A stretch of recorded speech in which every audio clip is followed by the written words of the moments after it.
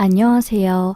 평소에 일하면서 귀가 심심할 때 이 사연 채널을 자주 듣고는 했는데 제가 이렇게 사연을 제보하게 되었네요. 저를 아는 동네 사람들이 서준이 엄마 이야기는 드라마로 써야 될 정도라고 하도 말씀들을 많이 하셔서 이렇게 용기를 내게 되었습니다. 전 아주 깡시골에서 자란 소녀였어요. 예전에 SBS에서 방영한 백년손님 아시나요? 거기에 후폴이라는 동네가 나오는데 서울에서 아주 먼 곳이었죠. 저와 가족들이 산 동네는 후폴이 바로 옆 동네였습니다. 부모님은 시골에서 농사를 지으셨고 딸 하나인 저를 키우고 계셨죠. 다른 시골 아이들과는 다르게 전 깔끔하고 알록달록한 것을 좋아했어요. 그래서 애들이 산에서 흙놀이를 할 때 전 열매와 잎사귀를 따서 이쁘게 꾸미곤 했죠. 아휴, 우리 연희는 하는 짓도 참 예뻐. 이 어린애가 어쩜 이리 야무질까. 그러게 말이야. 돌아가신 지 엄마를 쏙 빼닮았나 보지. 엄만 제가 초등학교 1학년 때 돌아가셨어요. 서울에서 나고 자란 엄마는 아빠를 만나서 시골로 내려오게 되셨고 사랑 하나만을 믿고 가족들의 반대에도 불구하고 결혼을 하신 거였죠. 엄마는 항상 그 옛날 시대에도 하얀 캉캉 치마를 입고 아침 일찍 일어나 머리를 정돈했습니다. 저에게 밥을 차려주실 때도 그냥 주시지 않았어요. 계란말이조차 색감을 맞춰서 이쁘게 만들어주셨고요. 전 그런 엄마의 영향을 알게 모르게 받은 것 같았어요. 유방암으로 엄마가 일찍 돌아가실지 몰랐지만요. 그 때문에 가난했던 저희 집안은 병원비로 인해 더더욱 가난해졌고 미술 공부를 하고 싶었지만 하지 못했습니다. 중학교 선생님조차 아버님, 연희 실력이 참 아까워요.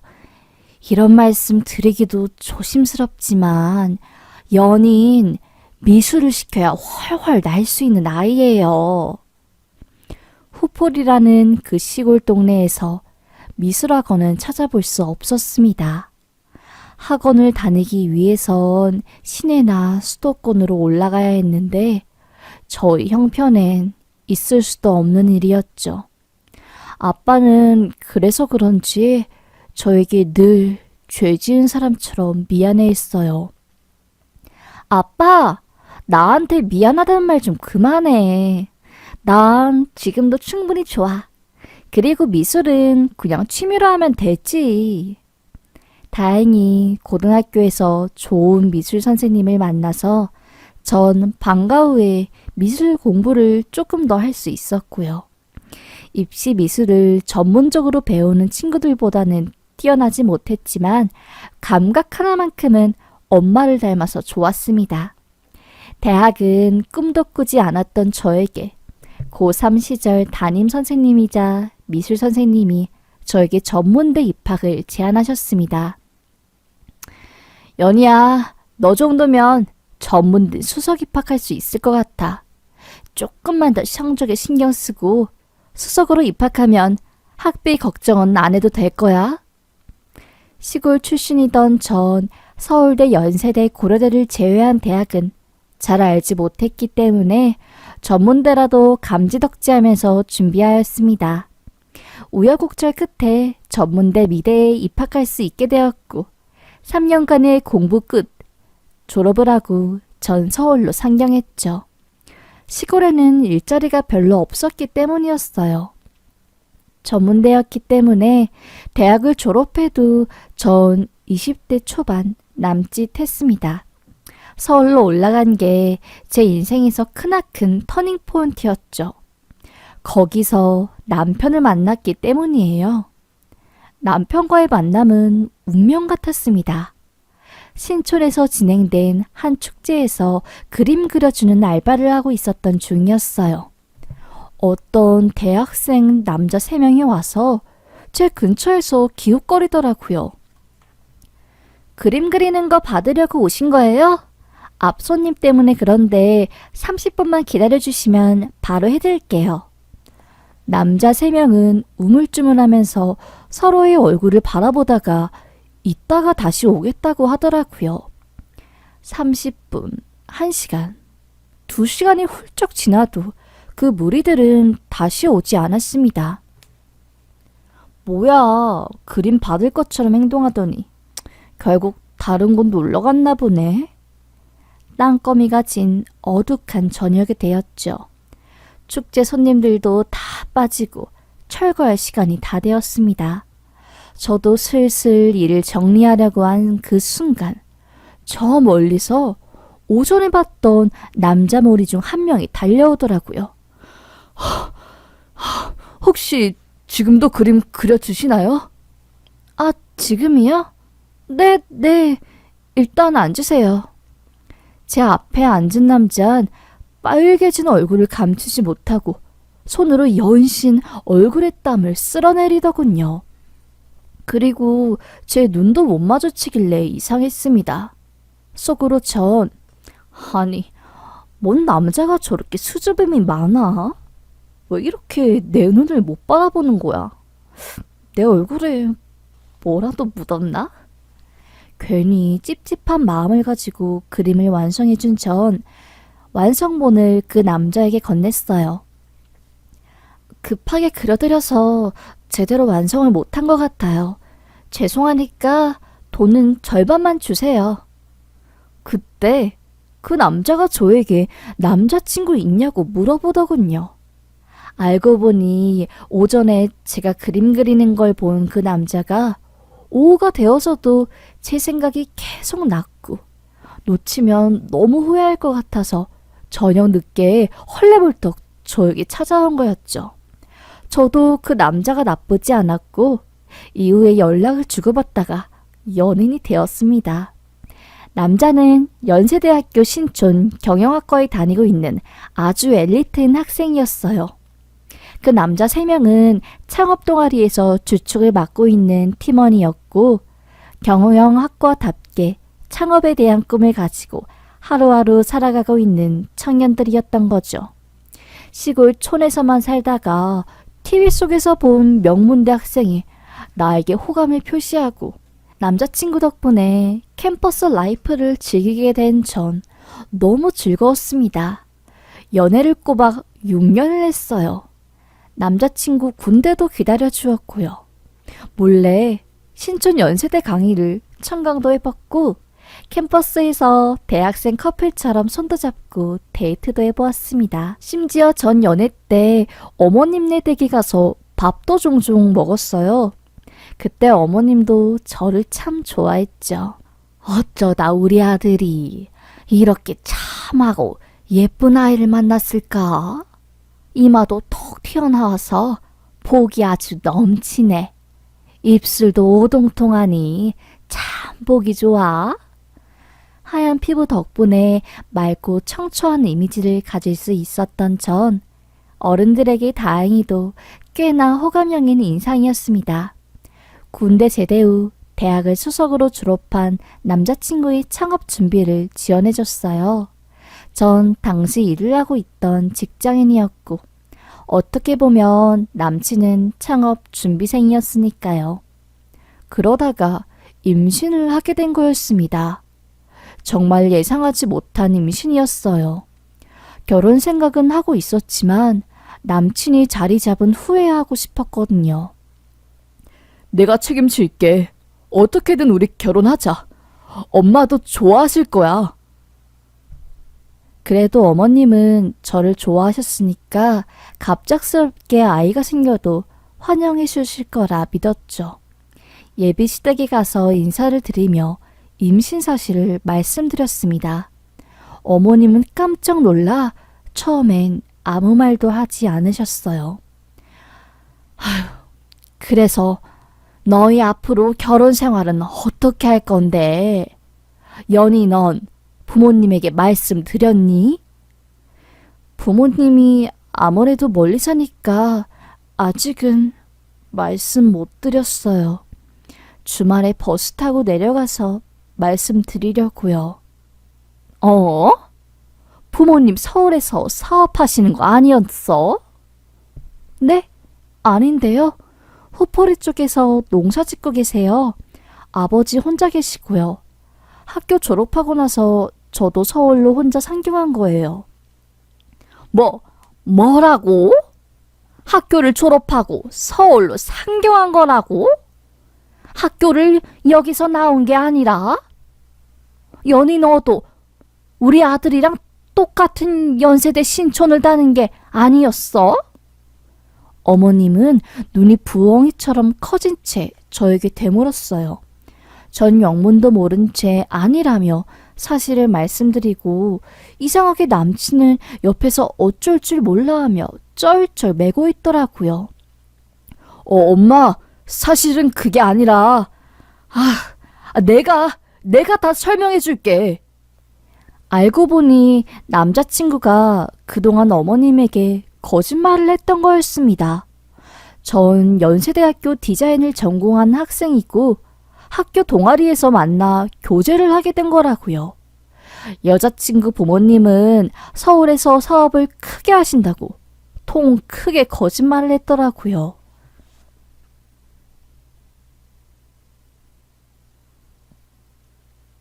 그래서 어머님이 그렇게 집에 놀러온 저를 환영해 주시고 따뜻하게 대해 주신 거였습니다.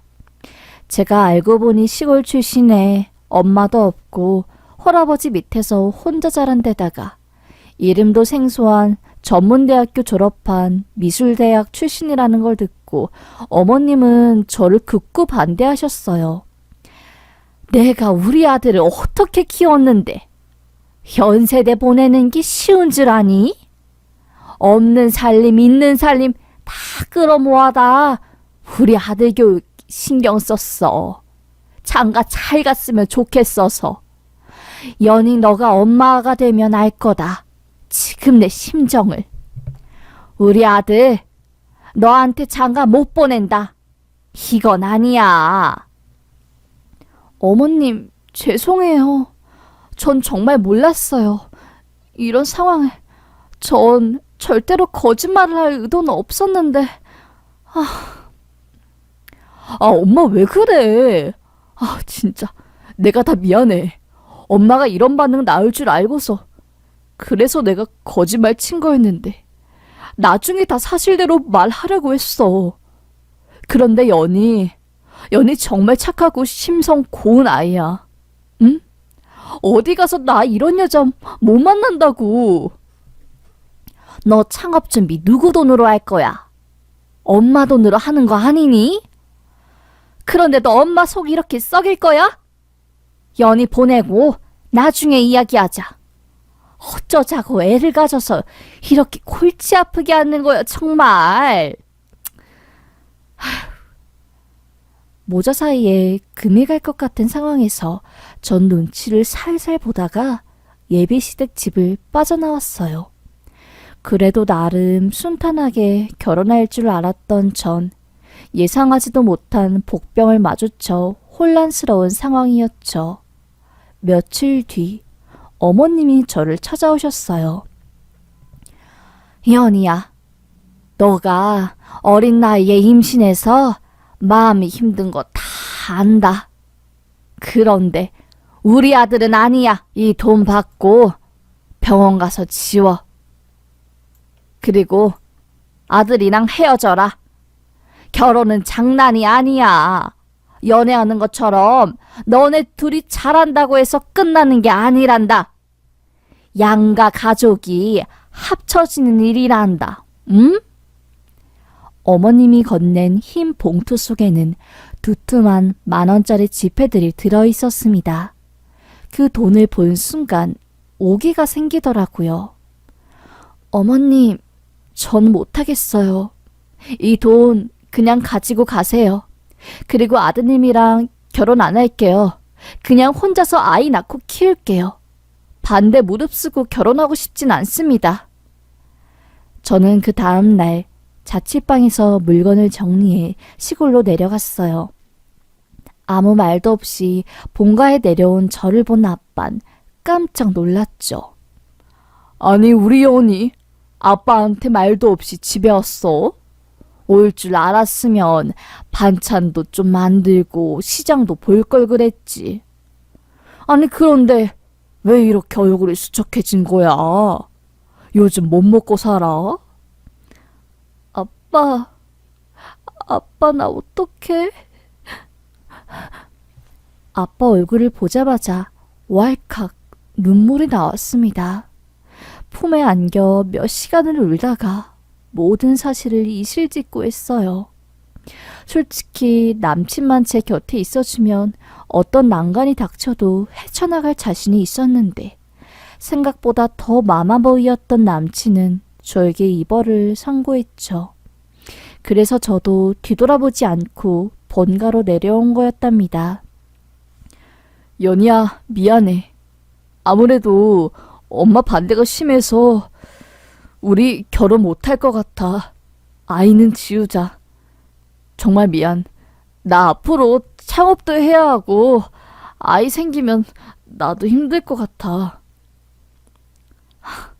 생각보다 넌 책임감이 없는 남자였구나. 그래, 끊어. 아이 내가 알아서 키울 거니까 나 다시는 찾지 마. 시골에 내려가서 아빠와 함께 부인과를 가고 몸조리를 시작했어요. 일주일 정도 지났을까요? 집에 누군가 찾아온 거였습니다. 남자친구였어요. 좋기 10kg는 빠져 보이는 얼굴로 저를 보자마자 미안해. 나 진짜 너무 미안해. 우리 다시 만나자. 엄마는 내가 알아서 할게. 너 없으면 못 살겠어. 6년간의 연애 후폭풍을 이기지 못한 남친은 결국 저에게 다시 돌아온 거였죠. 저와 헤어진 일주일 동안 집에서 중예마예 방충망 뜯고 창문으로 떨어지려고 하고 수면제 알약을 먹고 응급실에 신고하고 경찰 오고 난리도 아니었다고 합니다.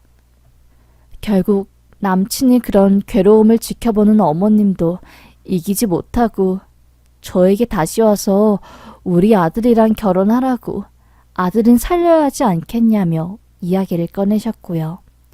저는 한결같았습니다. 아드님이랑 결혼 생각 없어요. 죄송해요. 저도 상처 받을 만큼 받아서요. 아이는 제가 혼자 키우고 싶습니다.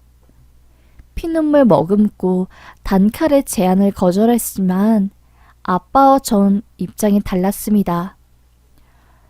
연희야, 아빠가 네 엄마 보내고 혼자 아이를 키웠잖니. 남자 혼자 아이를 키워도 죽을 만큼 힘든데 여자 혼자 아이 키우는 건 정말 쉽지 않은 일이다. 아빠는 너가 결혼해서 아이를 키웠으면 좋겠어. 태어나자마자 아빠가 없는 아이도 참 불쌍하지 않겠니? 아빠의 말을 들어보니 저의 마음도 동요하기 시작하더라고요. 결국 저는 아빠의 말씀에 못 이겨 그 사람과 결혼을 하게 되었죠. 그게 제 인생이 예상치 못한 방향으로 흘러가게 된 촉발제였어요. 좋은 방향이던 안 좋은 방향이던 간에요. 제 인생 드라마의 시작이었죠. 반대했었던 결혼이어서 그런지 어머님은 저를 대놓고 싫어하셨습니다. 가장 힘들었던 건 제가 하는 육아에 대해서 이래라 저래라 한마디씩 거드는 거였어요. 애가 모유를 안 먹으면 나중에 커서 면역력도 안 좋아지고 다른 애들보다 비실비실하게 크는데 끝까지 모유 안 할 거니? 어머님, 제가 지금 먹는 약 때문에 의사 선생님께서 수유를 중단하는 게 좋을 것 같다 하셔서 못하는 거예요. 저라고 왜 모유 안 주고 싶겠어요, 아이한테. 아휴, 애가 엄마를 잘못 만나서 어릴 때부터 이렇게 고생하고 다른 집 아가씨는 모유가 너무 많이 나와서 그걸 따로 짜놨다가 비누도 만든다고 하더라. 누구네는 애한테 모유 한 방울 못 먹여주는데. 안 그래도 힘든 육아, 어머님이 훈계 덕분에 더더욱 육아 난이도는 올라갔죠. 그 와중에 남편이 절 도와주면 몰라요.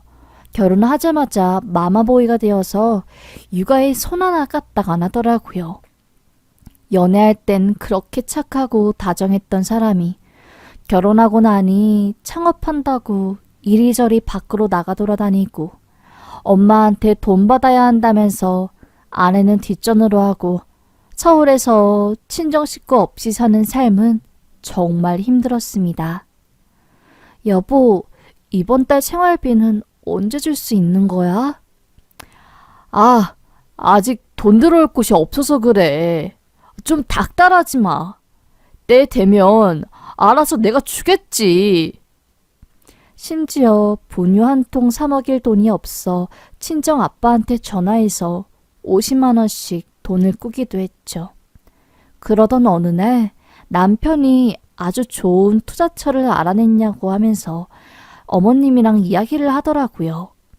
그런데 수중에 있는 돈이 없으니 어머님 집을 담보대출 받은 거였습니다.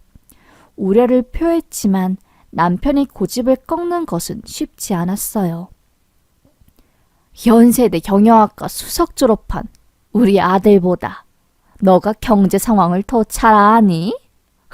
안 사람이 이래라 저래라 하면 바깥일이 잘 되다가도 안 되는 법이야. 너는 옆에서 거들지 말고 그냥 가만히 애나 키우는 게 돕는 일이야. 아, 네, 알겠어요. 어머님, 전 그냥 담보대출은 위험하니까 걱정되어서 한 말이에요. 끝까지 얘가 정말? 결국 저의 우려는 현실이 되었죠. 투자한 회사가 부도가 났고 어머님이 집은 경매에 넘어가게 되었습니다. 집안에 빨간 딱지가 붙고 사람들이 집으로 찾아오니 어머님은 저희 집으로 대피하셨어요. 당장 내년에 아이가 초등학교에 들어가야 하는데 돈은커녕 빚만 지게 생겼으니 저도 눈앞이 캄캄하더라고요. 그런데 엄마의 욕심일까요? 돈 없어도 우리 아이 구질구질하게 보내기는 싫더라고요. 없는 살림에 조금씩 모아둔 5,000원, 10,000원을 가지고 동대문 발품을 팔아 아이 옷을 사서 입혀 보냈습니다. 너는 집안도 어려운데 애 옷은 아주 사치스럽게 입히고 다니는구나. 어머님, 이거 그렇게 비싸지 않아요. 5,000원, 10,000원에. 원단도 제가 사서 재봉질해서 만든 것도 있고요. 비싸지 않다는 걸 알게 된 어머님은 그 이후로 저에게 태클을 걸지는 않으셨습니다. 저희 친정엄마가 살아 계셨을 때 저에게도 이렇게 이쁜 치마와 옷들을 만들어서 입혀주셨거든요. 시골에서 자라도 옷이나 행동가짐만큼은 공주처럼 살도록 교육받았습니다. 미를 중시하는 엄마 덕분이었죠. 그 영양 때문인지 저희 아들도 그렇게 키우게 되더라고요. 초등학교 입학식 때 처음 만나게 된 엄마들 사이에서 제 아들의 옷은 꽤나 화제거리였어요. 서준이 엄만 어디서 이런 옷을 사 입힌 거야? 옷 입히는 센스가 너무 좋다. 무슨 유럽에서 학교 다니는 꼬마아이 같아. 그러게 말이야. 우리 아들도 신경 써서 보냈지만 아우 자꾸 서준이한테 눈길이 가네. 어디서 옷 사 입힌 거야? 비싼 거야? 우리 아들도 메이커 입힌 건데 15만 원짜리. 비싼 거 아니에요.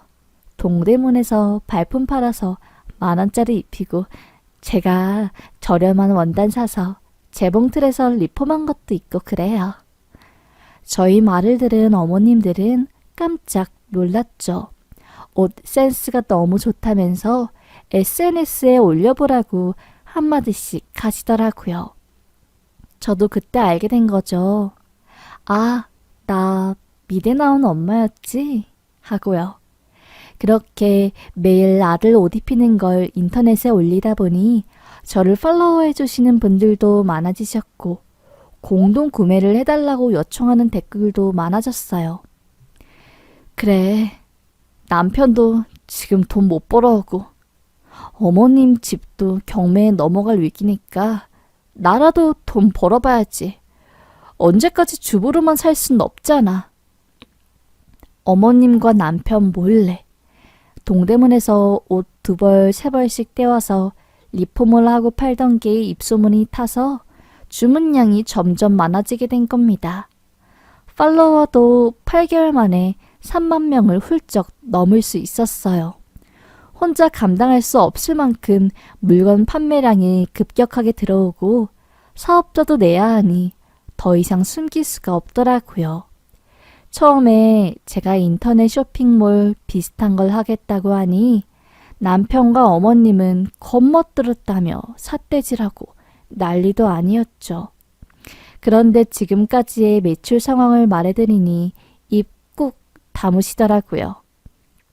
남편과 어머님까지 총동원해서 온 집안에서 택배를 접고 송장을 복사해서 본격적인 인스타그램 마켓을 시작하게 되었습니다. 월 매출 3천이 넘으니 정말 돈이 손에 잡히더라고요.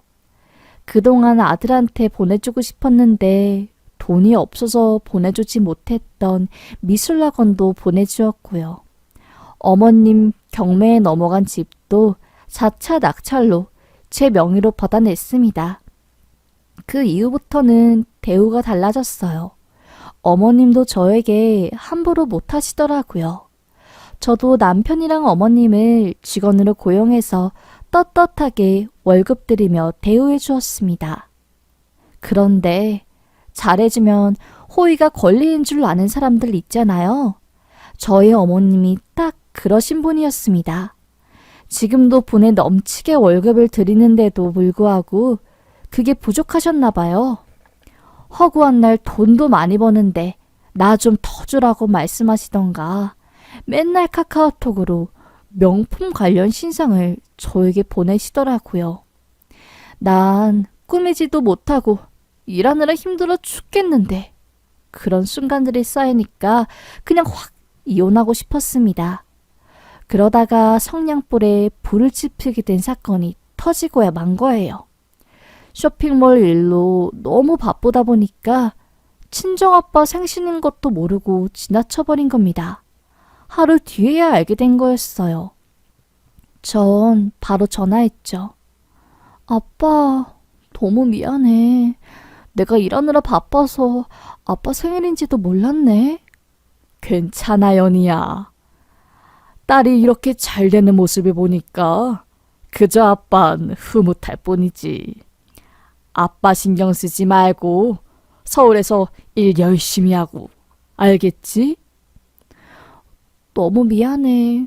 바쁘다는 핑계로 제일 중요한 걸 까먹어버렸네. 아빠는 괜찮다고 했지만 하루 종일 찝찝했어요. 자기야, 아빠 생신인 거 알았어? 아, 맞다. 장인어른 생신이었지. 나도 까먹었네. 아, 전화 한번 드려야 하는데. 맨날 말로만 전화드린다고 하지 말고 당신도 아빠 좀 챙겨줘. 저번에도 사이 본지 몇 년 된 것 같다면서 내심 섭섭하다고 말하시는 것 같더만. 난 어머님 잘 챙겨드리잖아. 아, 알겠어. 재촉하지 마. 안 그래도 아버님한테 연락 드리려고 했던 참이니까. 하지만 남편은 그 이후에도 바쁘다는 핑계로 장인어른에게 안부 전화 한 통 하지 않았습니다. 계속 마음이 찝찝했던 전 어머님과 먹는 밥상에서 말씀을 드렸어요. 아무래도 아빠한테 트럭이라도 하나 마련해드려야겠어요. 저번에 후폴이 내려가서 보니까 다 낡아서 시동도 제대로 걸리지 않는 트럭 가지고 운전하느라 아빠가 많이 힘들어 보이더라고요. 생신도 못 챙겨드렸는데 딸내미가 이제 돈도 벌고 동네 사람들이 돈 많이 버는 거 다 알고 있으니 체면이라도 잘 세워드려야죠. 뭐? 트럭을 사줘? 사돈이 너한테 차 사달라고 하더니? 아니요, 그건 아닌데. 다 늙은 시골 놓친 내가 새 트럭 사서 뭐 하겠니? 얼마나 쓰겠다고. 반일하는 시골 사람들은 새 것 사줘봤자 반나절이면 흙먼지 구덩이에 중고차 되어버린다. 쓸데없이 차 사주지 말고 우리 아들 차나 바꿔줘라. 응? 어머님이 기가 막힌 뻔뻔한 태도에 전 할 말을 잃었습니다. 웬만하면 부드럽게 넘어가는 저이지만 너무 섭섭하더라고요. 어머님, 말 다 하셨어요? 아무리 그래도 시골 노친네에 저희 아빠를 비유하다뇨. 아빠 20년 동안 같은 트럭으로 계속 몰고 다니시고 맨날 수동으로 시동 거시느라 힘들어하니까 제가 생신 선물 겸 하나 해드리자고 말한 건데 섭섭해요. 남편도 그렇고 어머님도 그렇고 저희 집안을 좀 아래로 보는 것 같아요. 얘 말하는 것 좀 봐라.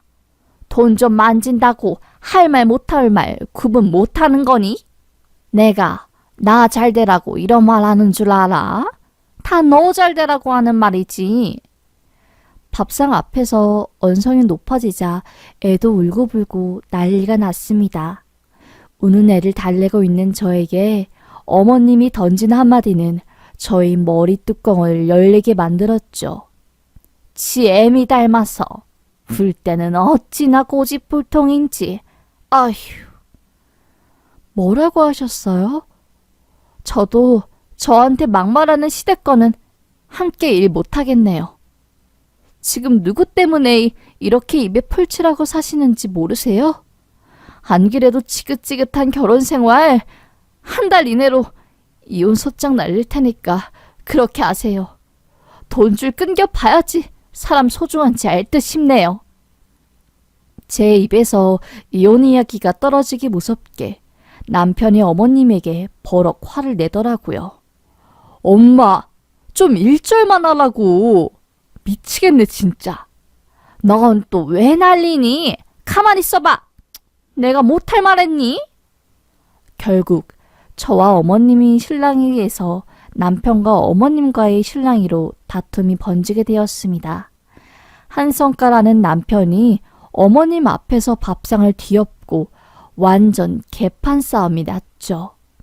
결국 둘이 방 안에 들어가서 고래고래 소리 지르는데 이혼을 결사코 반대하는 남편의 속내를 그제서야 알게 되었습니다.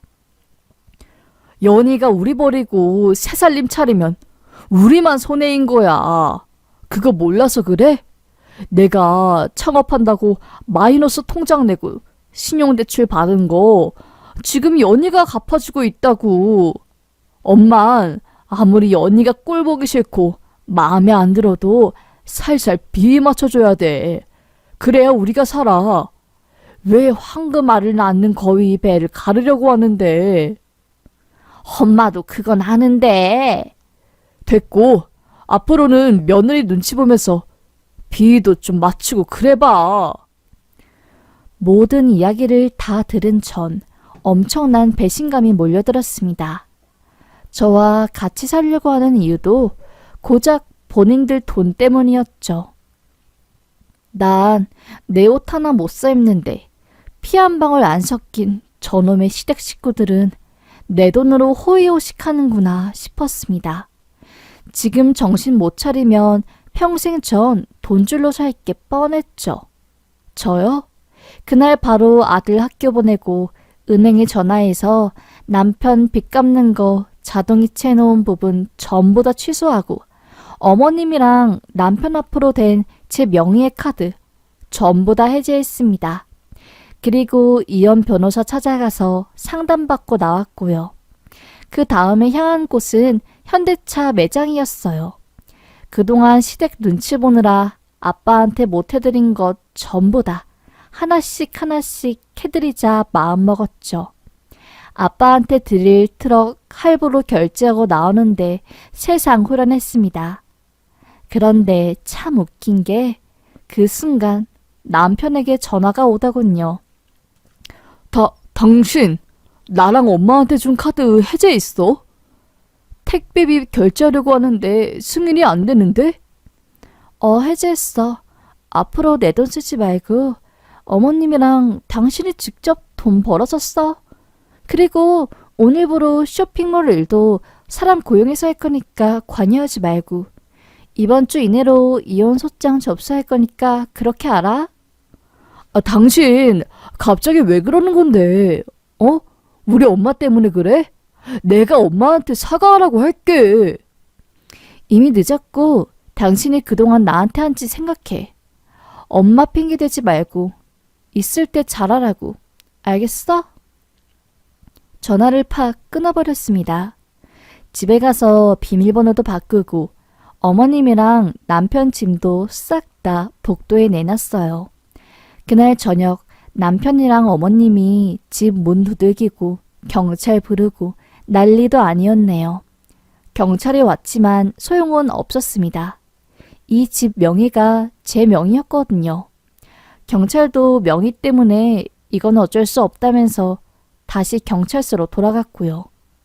아들도 제 편이었습니다. 아들에겐 그저 미안할 뿐이었죠. 남편은 그 이후로도 용서해달라고 울고불고 난리가 났지만 강건한 제 모습을 보고 결국 본색을 드러내며 고래고래 소리를 지르더군요. 언젠간 내가 네보다 성공해서 너의 그 기고만장한 모습을 눌러주겠다고 하면서요. 전 코웃음을 쳤습니다. 그렇게 전 그 사람과 이혼하고 새 출발을 하기 위해서 조금 더 큰 아파트로 이사를 갔어요. 쇼핑몰 운영을 더 원활하게 하기 위해서 새로운 사무실도 계약했고요. 아들 녀석은 엄마를 닮아서 공감 능력이 참 좋았죠. 엄마가 행복하다면 난 그걸로 좋다면서요. 갑자기 전화 까고 엄마 아빠가 이혼하느라 혼란스러울 법도 한데 참 착한 아들이었습니다. 똥차 가고 벤츠 온다는 말이 저에게 딱 맞았어요. 남편과 시모라는 암덩이를 툭 떼어내니까 제 주변엔 좋은 사람들로 가득 찼습니다. 쇼핑몰 도와주는 분들도 너무나 성실하고 본인 가게처럼 열심히 도와주셨고요. 아이 돌봐주시는 이모님도 천사가 따로 없었죠.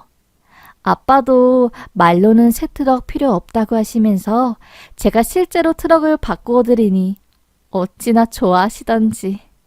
그동안 시댁의 반대와 눈치 때문에 친정 아빠한테 못해드린 것을 하나씩 해드리니 참 뿌듯했습니다. 이혼 후 들려오는 소식을 들어보니 전 남편은 저처럼 성공하겠다고 옷 쇼핑몰 사업을 시작했지만 쫄딱 망했다고 하더라고요. 미적 감각도 없고 성급한 성질만 가지고 있으니 잘 되기가 힘든 사람인 거죠. 시모도 마찬가지였습니다. 명문대 나온 아들만 믿고 기고만장하게 살더니 집도 날리고 황금알 낳는 며느리도 지 발로 내쫓았으니 그 운명이 얼마나 기구했겠어요. 창피해서 동창 모임도 못 나가고 쫄딱 망한 거 동네 사람들한테 들키기라도 할까봐 무서워서 선캡으로 얼굴을 가리고 돌아다닌다고 하더라고요. 전 그동안 시댁 식구들 때문에 마음고생했지만 그래도 그들 덕분에 억센 환경에서도 포기하지 않고 사는 법을 배운 것 같습니다. 앞으로 저에게 새로운 사랑이 찾아올진 잘 모르겠지만 눈에 넣어도 안 아플 아들과 둘이서 행복하게 살고 아빠한테 잘해드리려고요. 살고 싶어서 한 이혼이었는데 이혼하니까 정말 행복하고 후련하네요. 전 이혼을 결심한 모든 분들의 선택을 존중하고 싶습니다. 그럼 지금까지 저의 이야기를 들어주셔서 감사합니다. 세상 모든 며느리분들, 우리 시댁한테 기죽지 말고 내가 살고 싶은 인생 떳떳하게 잘 살아봐요. 열심히 노력하고 아등바등 살려고 하는 사람에겐 꼭 기회가 오더라고요. 세상은 능력 있고 성실한 사람들을 가만히 내버려둘 만큼 한가한 곳이 아니더라고요. 작은 기쁨으로 큰 아픔을 잊으며 같이 살아가 봅시다. 감사합니다.